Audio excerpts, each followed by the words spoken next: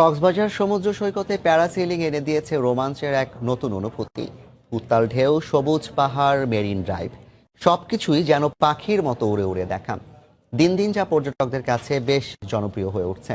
উদ্যোক্তারা চান প্যারাসেলিং এর মাধ্যমে কক্সবাজারকে বিশ্বের কাছে আরো বেশি আকর্ষণীয় করে তুলে ধরতে। বিস্তারিত জানাচ্ছেন সুজাউদ্দিন রুবেল। বিশ্বের দীর্ঘতম সমুদ্র সৈকত ঘেঁষে তৈরি হয়েছে মেরিন ড্রাইভ। দীর্ঘ ৮০ কিলোমিটার সড়ক পেরিয়েও বিশ্বের দীর্ঘতম মেরিন ড্রাইভের পরিচয় পেয়েছে। কেবল দীর্ঘতম সৈকত বা মেরিন ড্রাইভ নয়, এখানকার পাহাড় সমুদ্রের অপরূপ মিতালি উপভোগ করতে প্যারাসেলিং এ উঠছেন পর্যটকরা। এ নিয়ে রোমাঞ্চকর এক ভ্রমণ।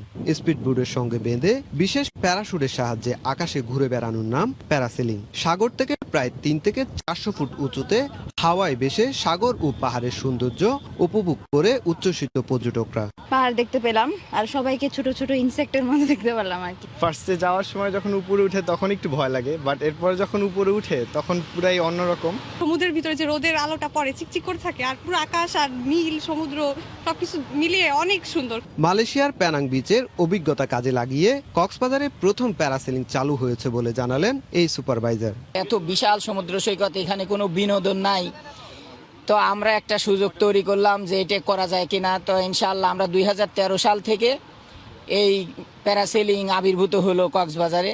বেসরকারি এই উদ্যোক্তা জানালেন, সরকারি পৃষ্ঠপোষকতা পেলে প্যারাসেলিং এর মাধ্যমে কক্সবাজারের পর্যটনকে বিশ্বের কাছে আরো ভালোভাবে তুলে ধরা সম্ভব। প্যারাসেলিং এর পাশাপাশি আমাদের আরো অনেক চিন্তা ভাবনা আছে কিভাবে আরো পর্যটকদেরকে কক্সবাজারে আকর্ষণ করা যায়, কিভাবে আনা যায়। তো সেই ক্ষেত্রে সরকারি কোনো যদি পৃষ্ঠপোষকতা থাকতো সেক্ষেত্রে আমাদের অনেক আরো বেশি উপকৃত আমরা হতাম। সৈকতে দরিয়ানগর ও হিমছড়ি সৈকতে অবস্থিত এই প্যারাসেলিং আবহাওয়ার উপর নির্ভর করে যা করা যাবে সকাল 10টা থেকে 5টা পর্যন্ত। বিশ্বের প্রায় সব দেশেই সমুদ্র সৈকতে অন্যতম আকর্ষণ হচ্ছে প্যারাসেলিং। তবে বিশ্বের সবচেয়ে বড় সমুদ্র সৈকতে এমন অভিজ্ঞতা যে কোনো ভ্রমণ পিপাসুদের ভ্রমণে যোগ করবে বাড়তি।